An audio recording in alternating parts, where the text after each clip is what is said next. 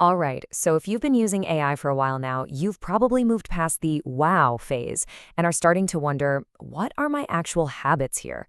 Well, if that's you, you are in exactly the right place. Today, we're going to talk about moving beyond just using AI and into crafting your very own personal strategy for it. Let's make that leap from just having the skills to having real wisdom.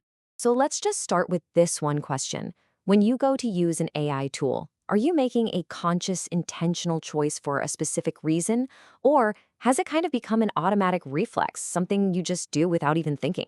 It's a question a lot of us are starting to ask ourselves.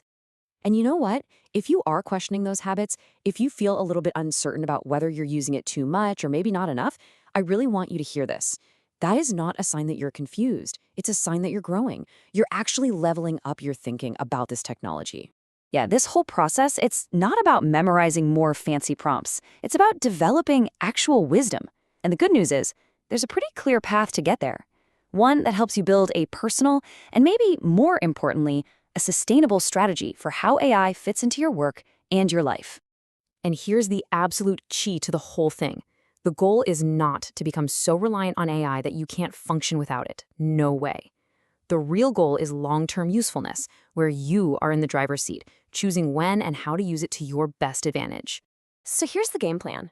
First, we're going to figure out where AI gives you the biggest bang for your buck. Then, we'll talk about how to make sure its output actually sounds like you. Then comes a really important one, knowing when not to use it. After that, we'll get practical about setting some healthy boundaries, and finally, we'll pull it all together into your own personal approach. Okay, let's dive right into that first big idea. This is all about getting crystal clear on where AI is a true game changer for you, and then making sure its help amplifies your unique voice instead of drowning it out. Now, take a look at this, because this distinction is huge. High-value use, that's when you're collaborating, you're using it to sharpen your own thinking or to brainstorm a bunch of different options. But low-value use, that's when you let it replace you, letting it make your judgments for you or do the work on a skill you actually need to be practicing yourself. This quote right here, this is a mindset shift that changes everything. Seriously, just think of anything AI gives you as a first draft. It's the raw clay. The real value, the real magic, the you part, comes from what you do with it next. It's a launch pad, not the destination. So how do you do that? How do you mold that clay so it actually sounds like you? Well, it's all in the little tweaks. You can literally tell it to use different words to mix up its sentence structure. You can tell it to be more formal or way more casual. You can even calibrate its tone to be more direct or maybe a little more reserved to perfectly match your style. All right, let's switch gears to a skill that might feel a little weird at first, but is absolutely critical for long-term success. And that is the power of knowing when to just say no and put the tool down. This just says it all, doesn't it? Choosing not to use a tool isn't a sign of weakness. It's a sign of professional confidence. It shows you know the limits of the tech, and more importantly, you value your own brain. Restraint isn't weakness, it's a strategy. So when do you put that strategy into practice? Well, anytime the real goal is your own growth. Like if you're trying to get better at a specific skill, you've got to do the reps yourself. Or when a task requires your personal take on something. Or really, anytime the answer just has to come from you. Knowing when to say no is one thing, but let's make it real. This section is all about turning that idea into a clear set of personal rules that guide you so your choices become intentional instead of just automatic. And here's a super simple 3-step way to do it. First, just start noticing. What are your triggers? When do you reach for AI without even thinking? Second, write down maybe 3 simple, specific rules. Something like, for important emails, I will always write the first draft myself. And third, test them out.